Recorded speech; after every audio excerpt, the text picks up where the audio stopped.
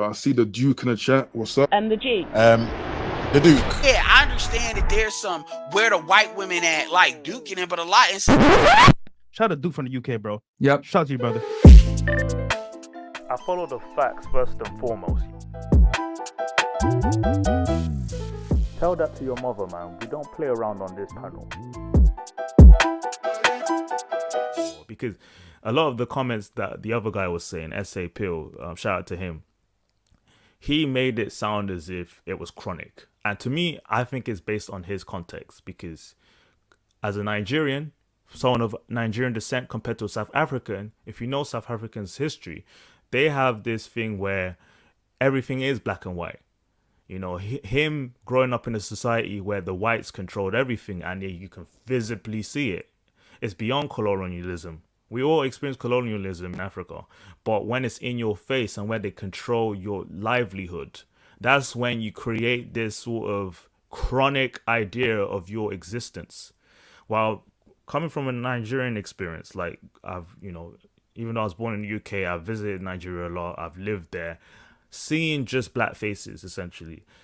In Nigeria, there's barely any white people. So when we see white people, it could be in an embassy or airport, and we just assume, oh, they're just here as expats. But white people in power, it's non-existent. Because at the end of the day, when it came to colonialism, Nigeria wasn't significant in British control. So they didn't have their complete hands on the Nigerian state, and the same with Ghana. So when it came to reaching independence, they were actually ready to just get rid of their responsibility and just gave it away to those who were already in power. So the northern Nigerians have gained the most power for the last 40 years. I don't want to ramble on, but what I'm trying to say is that there's a huge difference between Nigerians and South Africans in mentality as well, because we did not have that African influence and dominance over us. In fact, we weren't, if they knew the amount of resources Nigeria had back in the, mid, 1930s, they would have definitely tried to find a way to control the region. But because it was like a sleeping giant, oil struck in the 60s, money was booming. So it's like black people were able to have control over it, but it's it's still struggling, but it's still the largest economy for a reason, and it had nothing to do with Europe. And the reason why I bring that up is that's my mentality. I never thought of it as if the white man was distinctly different to us. That's why they gained so much power. I didn't see it that way. I just saw it as they had the opportunity. They were lucky in South Africa. They weren't lucky in other parts. What were you saying? Hey, bro, facts, the Duke. A lot of what was discussed was from our experience. Yes. So that perspective alone, I was trying to create an outreach. Like, look, okay, take away from how we think of things, and let's see maybe the facts and figures and history has said about us. And what people do is that we can grab onto stats that maybe adhere to some type of view, but we haven't seen the whole picture. So the full picture is, I'm showing you this here. This book, this literature is a non-fiction analysis on human civilization. It was written by a white man, okay?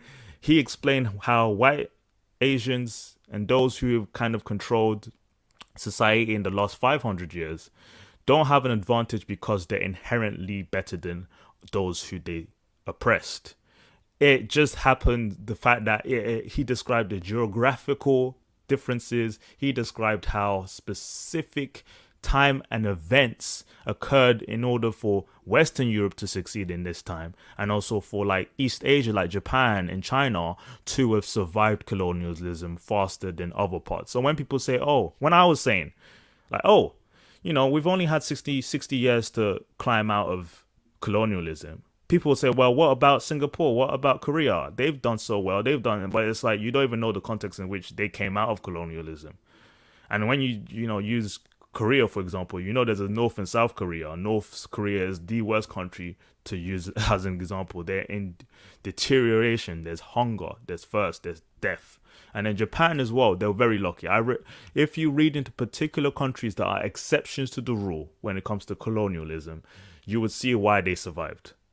So this book alone explains huge amounts of things that we talk about on these panels on race, and for some reason, you know, I feel like I might have to break it down in different videos in order to, you know, explain it even further. But as we go on, I'll return to why I think black men in the West are a bit too emotional. I would say